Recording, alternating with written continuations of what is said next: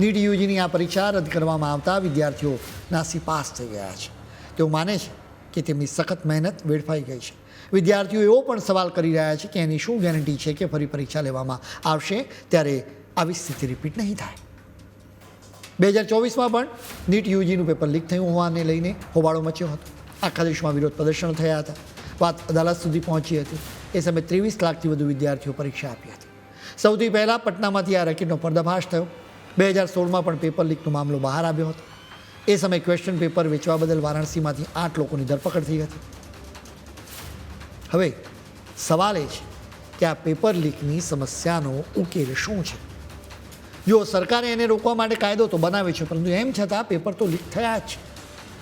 વાત નીટ યુજીની છે તો અહીં એક ઉકેલ છે. શિક્ષણ ક્ષેત્રના લોકો કહે છે કે JEEની જેમ નીટ યુજીની પરીક્ષા પણ ઓનલાઈન જ લેવાવી જોઈએ.